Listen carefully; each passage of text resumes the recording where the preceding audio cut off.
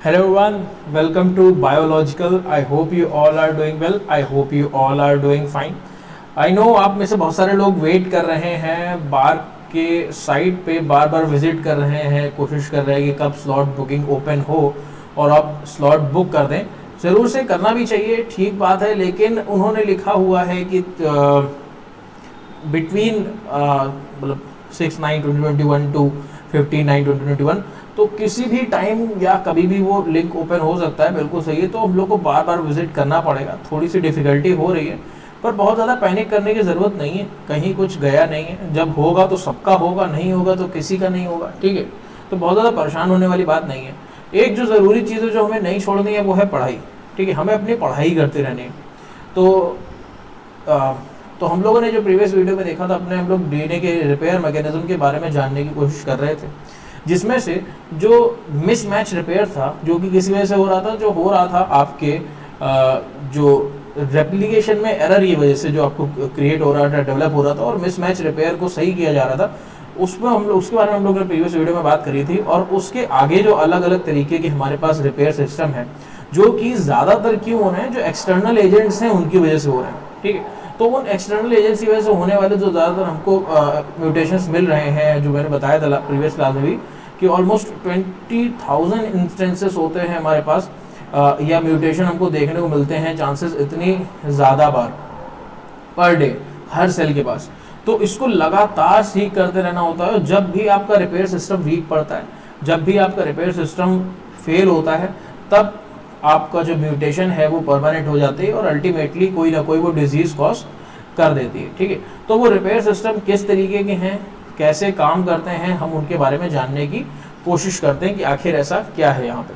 सबसे पहले तो हम लोग को ये पता ही है कि रिपेयर मैकेनिज्म जो हैं वो क्या हैं, वो क्या कर रही हैं। अब डीएनए में किसी भी तरीके की म्यूटेशन हो सकती है। प्रीवियस क्लास में हम लोगों ने देखा कि हो सकता है कहीं पे आपको थाइमिन डाइमर बने मिल जाए, हो सकता है कि कहीं पे आपको जो एक बेस है वो मिसपेयर्ड मिल जाए, कहीं पे हो सकता है कि एक बेस गायब ही हो जाए, यानी कि न्यूक्लियोटाइड में से प्यूरिन बेस या पिरिमिडीन बेस क्या हो, यहाँ से आपका जो नाइट्रोजनस बेस होता है न्यूक्लियोटाइड में, और आपको राइबोज शुगर मिलती है और आपको फॉस्फेट मिलता है। अब इन तीन में से सिर्फ राइबोस और फॉस्फेट रह जाए, नाइट्रोजनस बेस जो है वो निकल जाए, तो इसको कहते हैं हम ए प्यूरिनिक साइट, ऐसी जगह को। तो अगर ऐसा कुछ डेवलप हो रहा है तो ये भी अल्टीमेटली हमारे लिए मतलब म्यूटेशन कॉज करेगा। तो इन सारी चीज़ों से डील करने के लिए हर अलग अलग टाइप की म्यूटेशंस के लिए अलग अलग टाइप की हमारे पास मैकेनिज्म्स हैं, या हम ये कह लें ढेर सारी मैकेनिज्म्स हैं जो कि डिफरेंट टाइप्स के म्यूटेशन को कोप अप करती हैं, उसको ठीक करने की कोशिश करती हैं, जितना भी हो सकता है उनसे उतना। तो रिपेयर मैकेनिज्म की अगर आप क्लासिफिकेशन की बात करें तो सबसे पहले हमको मिलता है जो फर्स्ट क्लास, वो है डायरेक्ट रिपेयर, ठीक है। डायरेक्ट रिपेयर में क्या होता है, डायरेक्ट एंजाइम बेस्ड काम होता है। यहाँ पे आपको कोई बहुत ज़्यादा मतलब वो नहीं करना। क्या होता क्या है कि जैसे यूवी लाइट होती है, ठीक है, या कोई ऐसा एक्सटर्नल डैमेज फैक्टर है जो कि आपके डीएनए में थाइमिन डाइमर्स बनवा दे, ठीक है, थाइमिन डाइमर्स बनवा दे। तो उस थाइमिन डाइमर्स को ब्रेक करने के लिए, या हम ये कह लें कि वो इस तरीके से, ये है आपका थाइमिन का डाइमर, ठीक। तो इस थाइमिन डाइमर को ब्रेक करने के लिए यहाँ पे सामने ए जो है वो बिना बॉन्ड के रहेगा। तो इस थाइमिन डाइमर को ब्रेक करने के लिए एक एंजाइम होता है जो कि डायरेक्टली इसको कन्वर्ट, या हम ये कह लें इस थाइमिन के डाइमर को ब्रेक करके टी को अलग अलग कर देता है, इनके बीच का बॉन्ड ब्रेक कर देता है। उस एंजाइम का नाम होता है, या हम ये कह लें उस जो एक्टिवेटेड पार्टिकल है उसका नाम होता है डीएनए फोटोलाइज।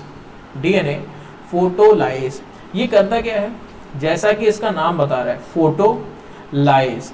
फोटो मतलब लाइट और लाइज मतलब ब्रेक करना। तो लाइट की प्रेजेंस में ये थाइमिन डाइमर है उसके बीच का बॉन्ड ब्रेक करता है। तो जाहिर सी बात है कि ये तब कब होगा, ये तब होगा जब इसको लाइट मिलेगी, ठीक। तो होता क्या है, एक चीज़ तो ये है कि इसका नाम डीएनए फोटोलाइज है, लाइट डिपेंडेंट एंजाइम है, सारी चीज़ें हैं, ठीक है। और ये जो आपका रिवर्स सिस्टम, यानी कि इस थाइमिन डाइमर को ब्रेक होकर टी से वापस से बाइंडिंग होना, इस प्रोसेस को कहते हैं फोटो रीएक्टिवेशन, ठीक है। इसके साथ साथ एक एडिशनल चीज़ है यहाँ पे, जो आपका डीएनए फोटोलाइज है, ये आपके क्रिप्टोक्रोम से एनालॉगस होता है, ठीक है। क्रिप्टोक्रोम से आपको काफ़ी चीज़ें हमें मिलेंगी, बस एक चीज अलग है, जैसे क्रिप्टोक्रोम जो है वो आपकी सिग्नलिंग भी कैटलाइज करता है, सिग्नलिंग भी इनिशिएट करता है, सेकेंडरी सिग्नलिंग। तो वहाँ पे हमको एक सी टर्मिनल रेजिड्यू पे अपना सी टर्मिनल रेजिड्यू पे जो है कैटालिटिक सेंटर देखने को मिलता है, ठीक है, कैटालिटिक एक्टिविटी देखने को मिलती है। यहाँ पे हमको वो चीज़ देखने को नहीं मिलती, सी टर्मिनल पे हमको यहाँ पे काइनेज एक्टिविटी देखने को नहीं मिलती, वहाँ पे मिलती है, ठीक है। इसके साथ साथ बाकी काफ़ी हद तक इसका जो मतलब स्ट्रक्चर है डीएनए फोटोलाइज का वो सिमिलर होता है क्रिप्टोक्रोम से, है ना। यहाँ पे बस दो डिफरेंस होते हैं, एक डिफरेंस ये होता है और दूसरा डिफरेंस ये होता है क्रिप्टोक्रोम के पास ये जो फोटोलाइज एक्टिविटी है यानी कि थायमिन डाइमर को ब्रेक करने की ये नहीं होती है। तो इस तरीके से फोटोलाइज जो है वो क्रिप्टोक्रोम से अलग होता है। मतलब ये कहोगे एनालॉगस से तो क्रिप्टोक्रोम भी काम करता होगा, तो वो ये काम नहीं कर पाता। बाकी स्ट्रक्चर सेम है, सब कुछ सेम है, सिर्फ सी टर्मिनल काइनेज डोमेन के अलावा, लेकिन जो क्रिप्टोक्रोम है उसके पास ये एक्टिविटी नहीं होती है। ये एक्टिविटी से डीएनए फोटोलाइज के पास ही होती है, ठीक है। तो ये डायरेक्ट रिपेयर है। जब भी आपसे मतलब अगर आपका पेपर क्लियर हो जाता है, इंटरव्यू देने जाते हो, तो 100% रिपेयर सिस्टम तो पूछा ही जाना है, उसको तो कोई नकार नहीं सकता, ये जीवन का शाश्वत रहेगा वहाँ पे अगर आप गए तो। और उसमें वो ये पूछेंगे कि रिपेयर सिस्टम बताओ। अब आपको ये नहीं समझ में आएगा हमको किधर से शुरू करना है, आपको वहाँ म्यूटेशन नहीं बतानी, आपको वहाँ रिपेयर सिस्टम बताना है। तब आप यहाँ से शुरू करोगे कि रिपेयर सिस्टम कई टाइप का होता है। नंबर 1 डायरेक्ट रिपेयर, ठीक है। डायरेक्ट रिपेयर में आप ये फोटोलाइज का शुरू करोगे कि फोटोलाइज होता है, एंजाइम होता है, बैक्टीरिया से लेके एनिमल सभी में मिलता है। हमको एडिशनल नॉलेज के लिए आप बता सकते हो क्रिप्टोक्रोम से एनालॉगस होता है, ना बताना तो अच्छा है, वरना उतना ज़्यादा उसी में चलते चले जाओगे, ठीक है।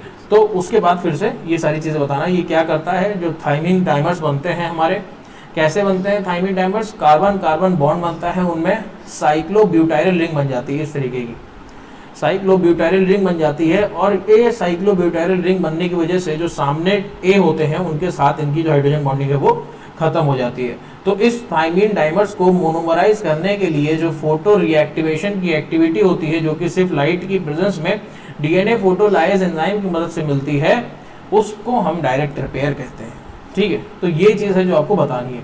उसके बाद आप बताओगे, उसके बाद वो कहेंगे अच्छा चलो बहुत बढ़िया, कोई और बताओ, तो आप बताओगे एक्सीजन रिपेयर, ठीक है। ये सेकंड क्लास है हमारी। फिर पूछेंगे कैसा एक्सीजन रिपेयर, तब एक्सीजन रिपेयर में आप बताओगे दो है हमारे पास, एक तो बेस एक्सीजन रिपेयर और एक न्यूक्लियोटाइड एक्सीजन रिपेयर, ठीक है। फिर पूछेंगे इसमें क्या डिफरेंस है दोनों में, तो आप बताओगे कि बेस एक्सीजन रिपेयर में जो है एक सिंगल बेस में हमको प्रॉब्लम देखने को मिल रही है और उस सिंगल बेस को हम क्या कर रहे हैं, रिप्लेस कर रहे हैं, ठीक है। और न्यूक्लियोटाइड एक्सीजन रिपेयर भी जो है उससे मिलता जुलता ही है, लेकिन यहाँ पे एक पूरा सेगमेंट जो है वो रिप्लेस कर देते हैं। तो वो कह रहा है, कहेगा अच्छा ठीक है, अच्छी बात है, आगे बताओ इसमें क्या हो रहा है या कौन सा एंजाइम इसमें मेजर रोल प्ले कर रहा है। तो होता क्या है यहाँ पे, मतलब आपको ये पता होना चाहिए कि उस प्रोसेस में कौन सा एंजाइम जो है वो मेजर रोल प्ले कर रहा है। तो पहले अगर बात करें बेस एक्सीजन रिपेयर की, जैसे आपको पता चल गया डायरेक्ट में डीएनए फोटोलाइज है। न्यूक्लियोटाइड जो आपका बेस एक्सीजन रिपेयर है, वहां पे आपका जो मेन एंजाइम है वो है एन ग्लाइकोसाइलेज, ठीक है, एन ग्लाइकोसाइलेज। ये करता क्या है, ठीक है, ये करता क्या है कि आपका बेस जब इस तरीके से डीएनए बना रहता है, इस तरीके से डीएनए का डबल हेलिकल स्ट्रक्चर रहता है, तो इस डीएनए के डबल हेलिकल स्ट्रक्चर पे क्या होगा, जहां पर भी दो बेसेस के बीच में, जहां पर भी दो बेसेस के बीच में बॉन्डिंग ठीक नहीं होगी। वो क्यों नहीं होगी, जब यहाँ G हो और यहाँ T हो जाए, या यहाँ G हो और यहाँ A हो जाए, ठीक, या फिर इधर T हो और इधर G हो जाए या C हो जाए। अगर ऐसी बॉन्डिंग होगी तो जाहिर सी बात है कि दोनों एक दूसरे से हाइड्रोजन बॉन्ड नहीं कर पाएंगे और यहाँ पे आपको क्या देखने को मिलेगा, हल्का सा बल्जिंग देखने को मिलेगी, ठीक है, एक बल्जिंग देखने को मिलेगी। ये जो अपना स्ट्रक्चर है किसका, डीएनए का, ये प्रॉपरली हेलिक्स के फॉर्म में नहीं उस टाइम वहां पर रह पाएगा। तो एक एंजाइम ये जो होता है एन ग्लाइकोसाइलेज, ये क्या करता है, ये पूरे डीएनए के डबल हेलिकल स्ट्रक्चर को स्कैन करने का काम करता है। स्कैन करने का मतलब क्या, एक जगह बाइंड हो जाएगा, पूरी हेलिक्स से एक एंड से दूसरे एंड तक स्कैन करता वो चला जाएगा। अगर उसको सब कुछ एकदम प्रॉपर मिल रहा है तब तो कोई दिक्कत नहीं, सब कुछ बढ़िया बढ़िया एकदम ठीक। लेकिन अगर उसको कहीं भी ये बल्जिंग देखने को मिल रही है, ठीक है, अगर उसको कहीं भी ये बल्जिंग देखने को मिल रही है तो फिर वो समझ जाएगा कि यहाँ पे जो बेस है वो बाइंड नहीं है अच्छे से और हमको वो क्लीव करना पड़ेगा।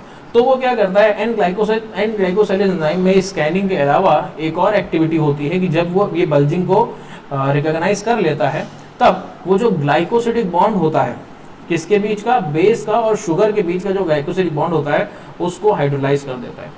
ठीक है, तो वहां पे ए प्यूरिनिक साइट टाइप की बन जाती है, या हम ये कह लें कि वहां पे ए बेसिक साइट बन जाती है। ए बेसिक साइट मतलब जहां कोई बेस ना हो। जब ए बेसिक साइट बन जाती है तब एक और एंजाइम की एंट्री होती है, एक एंडोन्यूक्लियस की, जो कि डीएनए को वहां से क्लीव करता है, डीएनए की बैकबोन को। ठीक है, और फिर उसके बाद डीएनए पॉलीमरेज क्या करता है, अपनी एक्सोन्यूक्लियस एक्टिविटी के मदद से एबनॉर्मल बेस को वहां से निकालता है। अब डीएनए पॉलीमरेज डायरेक्ट क्यों नहीं आया, क्योंकि हमें निक डेवलप करनी थी। इंटरन्यूक्लियस अगर नहीं होगा तो निक डेवलप नहीं होगी, निक डेवलप नहीं होगी तो डीएनए पॉलीमरेज बाइंड कहाँ करेगा। जब डीएनए पॉलीमरेज बाइंड करेगा तो एक्सोन्यूक्लियस एक्टिविटी की मदद से एबनॉर्मल बेस को निकालेगा, और फिर उसके बाद डीएनए पॉलीमरेज क्या करेगा, नॉर्मल बेस से उसको रिप्लेस कर देगा और डीएनए लाइगेज उसको सील कर देगा। तो अब आपसे पूछे कि बेस एक्सचेंज रिपेयर में कितने तरीके के एंजाइम या कौन कौन से एंजाइम आपके काम में आए, N glycosylase, endonuclease, exonuclease, DNA polymerase की एक्सोन्यूक्लियस एक्टिविटी, डीएनए पॉलीमरेज की पॉलीमरेज एक्टिविटी, और फिर डीएनए लाइगेज। तो इतने सारे एंजाइम जो है वो हमारे बेस एक्सचेंज रिपेयर में काम आए। बेस एक्सचेंज रिपेयर के बाद हमारे पास आ जाता है न्यूक्लियोटाइड एक्सचेंज रिपेयर। ठीक है, दूसरा रिपेयर सिस्टम। यहाँ पे आपको क्या देखने को मिल रहा है, मतलब बेस एक्सचेंज रिपेयर के टाइप का ही है। इनको एक कैटेगरी में क्यों रखा गया, क्योंकि यहाँ पे एक्सचेंज किया जाता है, यहाँ पे क्लीवेज किया जाता है, यहाँ पे निक क्रिएट की जाती है, डीएनए को तोड़ा जाता है। ठीक है, तो न्यूक्लियोटाइड रिपेयर सिस्टम जो है ये 3 स्टेप में होता है। बेस एक्सचेंज क्लियर हो गया आपको। न्यूक्लियोटाइड एक्सचेंज रिपेयर जो है हमारा ये 3 स्टेप में होता है।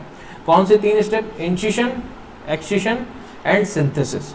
ठीक है, निक हटाना और फिर सिंथेसाइज करना। एक निक क्रिएट करी, यानी कि एक ऐसी जगह जहां से आप बाइंड कर सको, जितने खराब बेस पेयर थे वो हटाए, फिर पूरे को सिंथेसाइज कर दिया। ठीक है, तो ये चीज हमको 3 स्टेप में देखने को मिलती है। जाहिर सी बात है इंसिशन जो है वो कैसे होगा, वो होगा एंडोन्यूक्लियस एंजाइम की मदद से। ठीक है, एंडोन्यूक्लियस एंजाइम की मदद से। एंडो क्यों, एंडोन्यूक्लियस वो एंजाइम होते हैं जो कि डीएनए के सेगमेंट को सेंटर से कट करते हैं, अंदर से कट करते हैं। मतलब अगर ये कोई डीएनए का फ्रेगमेंट है या अगर ये डीएनए है, अगर इसके एंड से कट कर रहा है तो एक्सोन्यूक्लियस, अगर कहीं इन बिटवीन इस फ्रेगमेंट में कट कर रहा है तो वो एंडोन्यूक्लियस। ठीक है, तो एंडोन्यूक्लियस एंजाइम की जरूरत होती है, क्योंकि हमें जाहिर सी बात हमें पता है कि जो डीएनए है वो बहुत बड़ा स्ट्रक्चर बना हुआ है। एक बार ये एंडोन्यूक्लियस निक यहाँ क्रिएट कर देगा, तब क्या करेगा, और ये कहाँ करेगा, जहाँ पे पैच एक डैमेज हो रखा होगा। वही चीज़ है यहाँ पे भी होने वाली कि अगर यहाँ से यहाँ तक के बेस पेयर का पैच डैमेज हो गया है तो जाहिर सी बात है इस जगह आपको बल्जिंग मिलेगी। ठीक है, बेस एक्सचेंज रिपेयर में एक बेस आता है, न्यूक्लियोटाइड एक्सचेंज रिपेयर में एक पूरा पैच आता है। ठीक है, तो इस पैच में आपको बल्जिंग देखने को मिलेगी। बल्जिंग जब आपको देखने को मिलेगी तो जाहिर सी बात है आप क्या करोगे, कट करोगे। यहाँ पे मान लीजिए आपने कट किया, अब आपने वहाँ पे कट कर दिया है, अब आपको वो पोर्शन रिमूव करना है। और वो पोर्शन रिमूव कैसे होगा, वो पोर्शन रिमूव होगा आपकी जो एक्सोन्यूक्लियस एक्टिविटी है, यानी कि जो सेकंड आपकी एक्सचेंज वो है स्टेप उसमें। ठीक है, तो सबसे पहले आप देख रहे हो कि यहाँ पे आपको एक स्ट्रैंड जो है डीएनए का डैमेज देखने को मिल रहा है। उस स्ट्रैंड में यहाँ से यहाँ तक के जो बेसेस हैं वो डैमेज हैं, तो ये डैमेज क्या करेंगे, ये बल्जिंग क्रिएट करेंगे। ठीक है, तो एंडोन्यूक्लियस आएगा और इस जगह को क्लीव कर देगा ऐसे। ठीक, एंडोन्यूक्लियस आएगा और इसको क्लीव कर देगा अपने इंसिशन के मतलब मैकेनिज्म से। जब ये क्लीव कर देगा तो आपको इतना एरिया फ्री मिल जाएगा। ठीक है, जब इतना एरिया आपको फ्री मिल जाएगा, ये हम ये कह रहे हैं, जब इतना गैप हमको देखने को यहाँ पे मिल जाएगा तो इस गैप को फिल करना होगा। और इस गैप को फिल कौन करेगा, इस गैप को फिल करेगा डीएनए पॉलीमरेज। तो डीएनए पॉलीमरेज यहाँ से यहाँ तक का गैप फिल करेगा और फिर डीएनए लाइगेज इसको सील कर देगा। तो जैसा डीएनए था हमको वैसा ही डीएनए देखने को मिल जाएगा, ओरिजिनल मतलब नॉन म्यूटेटेड।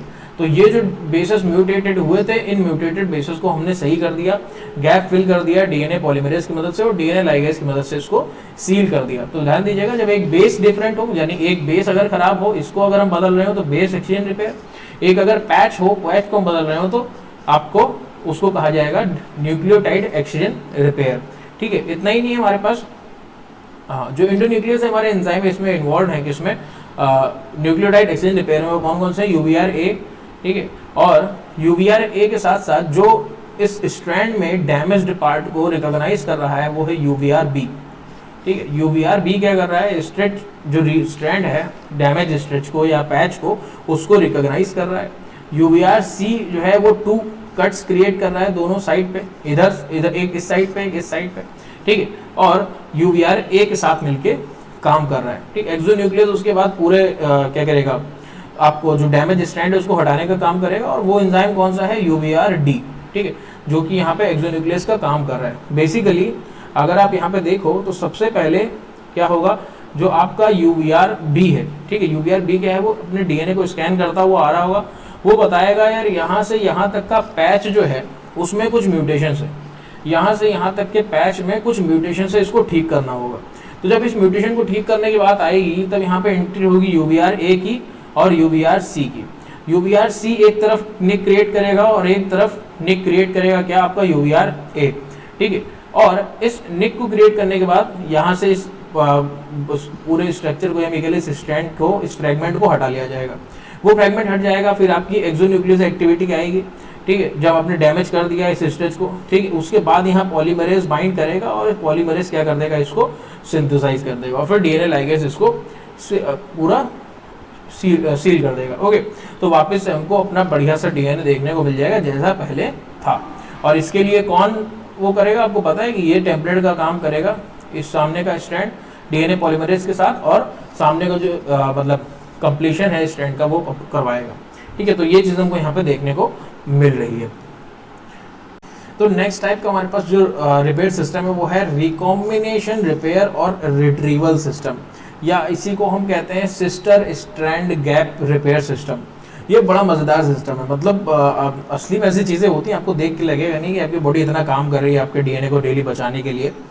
तो हो क्या रहा है कि इसमें आपका ये है पेरेंटल स्ट्रैंड, ठीक है, ये आपका पेरेंटल DNA। अब इस पेरेंटल DNA में 2 स्ट्रैंड हैं। आपको पता है जब रेप्लिकेशन होता है तो इस तरीके से कुछ रेप्लिकेशन फोर्क बनता है, ठीक है, इस तरीके से कुछ रेप्लिकेशन फोर्क बनता है। तो सबसे पहले आप अगर देखने की कोशिश करो कि DNA में डैमेज है कहाँ, तो DNA में डैमेज है इस A स्ट्रैंड पे। क्यों? क्योंकि यहाँ पे हमको एक थाइमिन डाइमर बना हुआ मिल रहा है।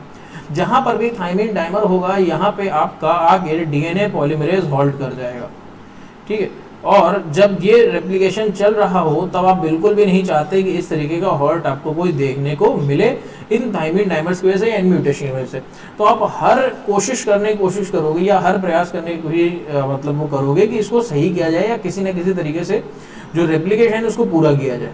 तो सबसे पहली चीज़ यहाँ पे क्या होती है कि आप अगर देखोगे तो इस स्ट्रैंड में, ए वाले में आपके, या हम ये कह रहे हैं जो ए स्ट्रैंड है इसके सामने का जो स्ट्रैंड होगा यहाँ पे, ये दोनों एक दूसरे के कॉम्प्लीमेंट्री होंगे, ठीक है, ये दोनों एक दूसरे के कॉम्प्लीमेंट्री होंगे।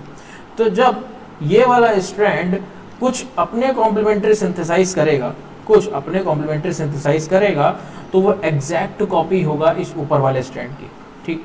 जब ये नीचे वाला स्ट्रैंड अपने कॉम्प्लीमेंट्री सिंथेसाइज करेगा कुछ, तब वो एग्जैक्ट कॉपी होगा इस ऊपर वाले स्ट्रैंड की। मतलब यहाँ पे जो भी डेटा हमको ए में देखने को मिलेगा, सेम डेटा हमको सी में देखने को मिलेगा, मतलब सेम सीक्वेंस। क्यों? क्योंकि ए और डी एक दूसरे के कॉम्प्लीमेंट्री हैं। तो डी जब कोड करेगा सी के लिए, तो सी और ए एक दूसरे की एग्जैक्ट कॉपी होंगे, ठीक है, सी और ए एक दूसरे की एग्जैक्ट कॉपी होंगे। अब हो क्या रहा है, आप ए स्ट्रैंड के कॉम्प्लीमेंट्री एक स्ट्रैंड की सिंथेसिस कर रहे हो जो कि है डॉटर स्ट्रैंड बी, ठीक। अब क्योंकि डॉटर स्ट्रैंड सिंथेसिस के दौरान DNA पॉलीमरेज थाइमिन डाइमर पे आके रुक गया है, तो यहाँ पे डॉटर स्ट्रैंड में आपको एक गैप देखने को मिलेगा। क्यों? और वो गैप कहाँ होगा? ए स्ट्रैंड के थाइमिन डाइमर के सामने, ठीक है, वो आपको एक गैप देखने को मिलेगा। तो अब अगर आप ये बात जानते हो कि इसके कॉम्प्लीमेंट्री हमको एक एग्जैक्ट मिल सकती है चीज़, मतलब अगर आप चाहो कि हम बी में सेम सीक्वेंस जो होना चाहिए वही रख दें, तो आप कहाँ से लाओगे? चीज़ों को समझने की कोशिश करना ज़रा सा कंफ्यूजिंग हो सकता है। ए से कॉम्प्लीमेंट्री है सी, ठीक, इसका मतलब सी का ये वाला पार्ट, इस सी का जो कॉम्प्लीमेंट्री होगा वो है डी, ठीक। तो ये एकदम वैसा वाला है कि ए जो है वो सी के बराबर है और सी जो है वो डी के बराबर है, तो डी जो है वो ए के बराबर, मतलब ऐसा वाला। तो देखो अब वो कह रहा है ए और सी एग्जैक्ट कॉपी है। ए की आपको कॉम्प्लीमेंट्री स्ट्रैंड बनाना है जिसको हम कह रहे हैं बी, ए का कॉम्प्लीमेंट्री स्ट्रैंड बनाना है जिसको हम कह रहे हैं बी, ठीक, और सी का हम पहले से बना रहे हैं। तो अगर ए में कोई खराबी है, ए अपना कॉम्प्लीमेंट्री स्ट्रैंड नहीं बना पा रहा है, तो क्या हुआ? सी तो बना रहा है, तो सी के पास भी तो सेम सीक्वेंस है, सी बना रहा है, हम उससे ले लेंगे। तो सी ने अपना कॉम्प्लीमेंट्री स्ट्रैंड बनाया डी, ठीक, और डी का ये पार्ट या हम ये कह लें ये सेगमेंट एग्जैक्टली वही सीक्वेंस रखता होगा जो कि बी में गायब है, जो कि बी में ये गैप बना रहे हैं। तो हम क्या करें, हम डी स्ट्रैंड से इस सेगमेंट को ले लें और बी में रख दें, हमारा गैप भर जाएगा। वही चीज हमने की, हमने डी से इस सेगमेंट को लिया और बी में यहाँ पे रख दिया और सी से वापस से यहाँ पे सिंथेसाइज कर लिया। तो इस तरीके का जो डॉटर स्ट्रैंड से आपका मतलब डॉटर स्ट्रैंड को फिल करने का, गैप फिल करने का जो तरीका है ताकि म्यूटेशन ना हो, अब आप देखोगे कि बी स्ट्रैंड आपको एग्जैक्टली नॉन म्यूटेटेड जैसा चाहिए था वैसा बना, ठीक। तो ये हमारी बॉडी का या ये कह ले ये हमारे रिपेयर सिस्टम का एक टाइप है, एक तरीका है इस तरीके के म्यूटेशन से डील करने का। क्लियर, बहुत मजेदार है कि एक बार फिर से देख लेते हैं अगर नहीं समझ में आया हो तो। क्या हो रहा है यहाँ पे, ए है आपके पास जो कि डैमेज्ड है, ठीक, ए बी को सिंथेसाइज कर रहा है अपने कॉम्प्लीमेंट्री, लेकिन इसके सामने जो इसका कॉम्प्लीमेंट्री स्ट्रैंड पहले से है डी जो कि म्यूटेटेड नहीं है क्योंकि ये थायमिन डाइमर बाद में बना हुआ है, ठीक। ये डी अपना कॉम्प्लीमेंट्री सिंथेसाइज कर रहा है सी। तो ए और सी एक दूसरे की एग्जैक्ट कॉपी है सीक्वेंस के मामले में, और बी और डी एक दूसरे की एग्जैक्ट कॉपी होंगे। तो हमें इस बी में ये गैप फिल करना है। तो जाहिर सी बात है जब डी और बी एकदम एग्जैक्ट कॉपी हैं तो हम डी का वो वाला पार्ट उठा के बी वाले में रख दें, कॉपी पूरी हो जाएगी, daughter strand non mutated complete हो जाएगा। तो हम यही कर रहे हैं, डी का ये पार्ट उठा के बी में वापस से रख दे रहे हैं। तो ये रिकॉम्बिनेशन रिपेयर या रिट्रीवल सिस्टम हम कह रहे हैं। इसके अलावा एक और हमारे पास रिस्पॉन्स होता है जिसको कहते हैं एसओएस रिपेयर सिस्टम या SOS repair mechanism, save our soul, ठीक है। तो ये रिस्पॉन्स आपको इसके नाम से ही पता चल रहा होगा, जब कोई भी रास्ता नहीं बचता, जब कोई भी रास्ता नहीं बचता है तब ये अपनाया जाता है।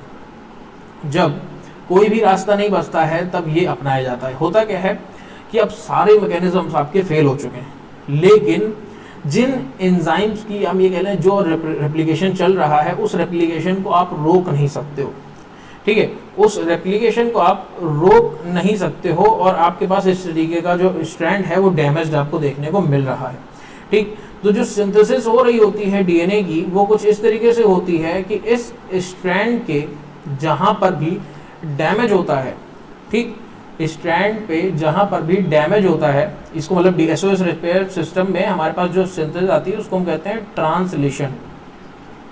लेशन का मतलब क्या होता है, घाव, ठीक है, कोई वो खराब जगह, ठीक है। तो ट्रांसलेशन, लेशन को क्रॉस करते हुए, या इसी को हम कहते हैं बाईपास सिंथेसिस, ठीक है, इसी को हम कहते हैं बाईपास सिंथेसिस ऑफ डीएनए। तो हो क्या रहा है यहाँ पे, करने की कोशिश क्या कर रहे हो कि अगर कोई लेशन है, कोई डैमेज्ड पार्ट है तो हम उसको बाईपास कर जाएं। लेकिन दिक्कत क्या है, ये ट्रांसलेशन सिंथेसिस सबसे ज़्यादा म्यूटेशन मतलब बढ़ाने वाले चांसेस बढ़ाने वाले प्रोसेस होती है एसओएस रिस्पॉन्स। होता क्या है, कोई म्यूटेटेड पार्ट है तो ना तो हम यहाँ पे इस कॉम्प्लीमेंट्री स्ट्रैंड से कुछ पूछते हैं, ना हम यहाँ पे कोई और होमोलॉगस सीक्वेंस लेके आते हैं। डीएनए पॉलीमरेज सिंथेसिस कर रहा होता है डीएनए की, वहाँ पे वो देखता है कि यहाँ पे जो म्यूटेशन है वो हो रखी है, यहाँ पे बेस पेयरिंग जैसी होनी चाहिए वैसी नहीं है, तो वो अपने मन से कोई भी बेस यहाँ पे रख के आगे बढ़ा देता है इस उम्मीद में कि हाँ हमने सही ही रखा होगा, ठीक। और ये एक special class of DNA polymerase की फैमिली होती है जिसको हम कहते हैं Y family of DNA polymerases, ठीक है, Y family of DNA polymerases. एक आपका एंजाइम होता है लेक्स, एक मतलब एक प्रोटीन होता है लेक्स से प्रोटीन, वो सिंथेसाइज होता है यहाँ पे, ठीक है, उसके सिंथेसिस को रोका जाता है रेक है प्रोटीन के, मतलब चीज़ें इसमें बहुत सारी हैं। लेकिन अगर आप अभी के लिए पर फोकस करते हुए अपने एग्जाम पे और इंटरव्यू के पॉइंट ऑफ व्यू से, तो आप अभी इतना जानो कि डीएनए पॉलीमरेज की फैमिली होती है Y family of DNA polymerases, जो कि इस तरीके की सिंथेसिस करती है जहाँ पे आपका लिशन होता है, उस लिशन को छोड़ के आपको चीज़ क्या याद रखनी है, ये टेम्पलेट इंडिपेंडेंट होती है। इसको टेम्पलेट से कोई मतलब नहीं होता ट्रांसलेशन सिंथेसिस में, जहाँ पे म्यूटेशन होती है उस जगह पे ये कोई भी बेस रखेंगे और आगे बढ़ जाएंगे। तो इसीलिए यहाँ पे हाईली म्यूटेशन मतलब बहुत ज़्यादा म्यूटेशन का खतरा रहता है, या मैं कह लें बदलाव का खतरा रहता है। तो ये सेव और सोल्व मैकेनिज्म जो है ये सिर्फ और सिर्फ तभी यूज़ करी जाती है जब कोई और चांस नहीं बचता। ये लास्ट चांस है आपकी बॉडी के द्वारा जो कि किया जाता है आपको म्यूटेशन से बचाने के लिए, ठीक है। लास्ट टाइप के मैकेनिज्म जो आपकी बॉडी जो है वो प्ले करती है किसी तरीके से बचा ले। तो आई होप आप लोग को ये चीज़ समझ में आई होंगी। आप लोग को पता है कि मैं गुरुमंत्र अकेडमी पे पढ़ाता हूँ, वहाँ मैं आपको मिल जाऊँगा। इसका डिस्क्रिप्शन में मैं आपको लिंक दे दूँगा ऐप का। गेट का जो 2022 का कोर्स है वो शुरू हो चुका है, बहुत ही मिनिमल प्राइस है, ठीक है, 9999। और उसमें भी अगर आप कोड यूज़ करोगे मेरा अर्पित10, ओके, मेरा कोड है अर्पित10, तो आपको 10% डिस्काउंट मिल जाएगा और ये कोर्स आपको 899 में मिल जाएगा। तो बहुत ही अच्छा है, पूरे 1 साल का है। इसमें आपको बायोकेमिस्ट्री और बायोटेक्नोलॉजी को पूरा कंप्लीट कवरेज मिलेगा, सारी चीज़ें मिलेंगी। तो सपोर्ट करो, बढ़ते रहो, पढ़ाई लिखाई करो, कोई दिक्कत वाली बात नहीं। कोई भी दिक्कत हो तो मुझे कांटेक्ट करो, मैं जल्दी से जल्दी उसका जवाब देने की कोशिश करूँगा। और पढ़ाई नहीं रोकनी चाहिए। Okay, thank you so much.